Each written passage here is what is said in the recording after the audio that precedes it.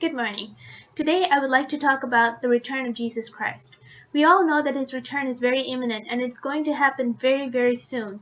We all have been waiting and waiting for years for this to happen, and it's getting closer day by day. We can see the signs that are happening in the world. The political atmosphere has completely changed. Human beings' mentality has completely changed. Our faith has changed. Those so-called Christians who are supposed to be the believers in Jesus Christ and walk by faith have changed. So many people are changing the way that they walk with the Lord. So many people are straying from the faith, and they're still going to Sunday church, and they think that they're in the right path when they are not. They're deceived by wolves in sheep's clothing. We see so many natural disasters that have been happening over the past few years or so. And it's been getting closer and closer day by day that we see these signs and these changes and everything pointing towards the return of Jesus Christ. And he told us to wait and watch for these signs. But one sad thing is that we, the true believers who have been waiting and preparing ourselves for that, we will have no place. We will find that our faith and the things that we believe in will not be accepted anymore, even within the Christian community. Mainstream Christianity has strayed so far away from the biblical path that it is unrecognizable anymore. There is literally no difference between the worldly walk and the walk in Christianity that as portrayed by media, because people are trying to accept too much abomination into the churches. People are trying, pastors and evangelical leaders, they're trying too hard to please the masses, and they're forgetting the crucial message in the midst of all of this. And so these are just some of the signs of the return of Jesus Christ. And the truth is that when we go out there and tell people that Jesus Christ is returning, they are going to mock us. Even the Christians and the pastors, most of them are not going to believe this because they don't want to believe it. Only those who are hopeful and faithful for the return of Jesus, and those who have their treasures stored up in heaven, those are the only people who are going to love and respect and want Jesus Christ to return. Those are the only people who will be waiting for it. And those who are not waiting for it are the people who have their treasures built up on earth. They have their mansions, they have their money, they have their riches.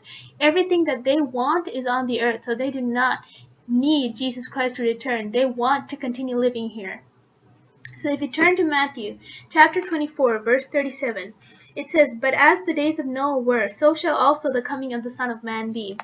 And in Luke 17, verse 27, it says, "They did eat, they drank, they married wives, they were given in marriage until the day that Noah entered into the ark, and the flood came and destroyed them all." Everyone is living right now like there's nothing wrong. Everything's going to be fine. People think that things are going to be great. And people think that they have years and years left over on the earth. I have talked to many people. I have told people, hey, Jesus Christ is returning. We have no time left. They are planning for decades in the future. We don't have decades in the future. At least I believe strongly in my heart that we do not have decades more to look forward to, because Jesus Christ is coming very soon, and people will be distracted by normal life. They will be distracted by chasing their own dreams. They will be distracted by trying to live life like nothing is going to happen, when in fact Jesus said he will come like a thief in the night. He will come when people are least prepared. That's why we, as the believers who want Jesus Christ to return and are waiting for Jesus Christ to return, we must start preparing ourselves, because we're the only ones in the very end who are going to be prepared. We want to ask Jesus Christ to help us prepare so that we will not be caught off guard, and we will be seen worthy enough to enter into the kingdom of heaven in the rapture. Luke chapter 18, verse 8. "I tell you that he will avenge them speedily. Nevertheless, when the Son of Man cometh, shall he find faith on earth?" Shall he find faith on earth doesn't necessarily mean shall he find faith in God. That's also a part of it, but I also believe this faith that he is talking about, shall the Son of Man find faith on earth, it may also mean that, is he going to find people who are faithfully waiting for him? Because not a lot of people believe that Jesus Christ is going to return anymore. And it's the sad fact. So many Christians that I've spoken to, some people fear the return of Jesus Christ. You know why? Because they have not made their life straight before God. They may say that they are saved, technically they've been baptized, and so many have fallen away after being saved. It's a very, very sad fact that the churches are not preaching the return of Jesus Christ. The churches are only preaching things that the humans want to hear. You know, if any church out there were to preach and tell people you have to fix your lives, you have to change your ways radically, stop trying to conform to this world, try to start pleasing God, right? Walk in the righteous way, stop doing things that Jesus Christ would not approve of, they would lose their mass in a day. Next Sunday, chairs would be empty. That's why pastors will not preach this in the churches. Pastors focus too much on happiness. Oh, build yourself up. Oh, try to be a better person the next day. Hey, be kind to people. Those are the little parts of the gospel, but the main part is we're living in a generation that is just like the days of Noah. People are wicked. There is wickedness running rampant in the world, and people don't care about it. Christians are supposed to be the light of the world. We're supposed to be the people who shine out in the darkness. We're not supposed to become the darkness. So many pastors I hear say, okay, you have to be relatable to other people so that you can save them. No.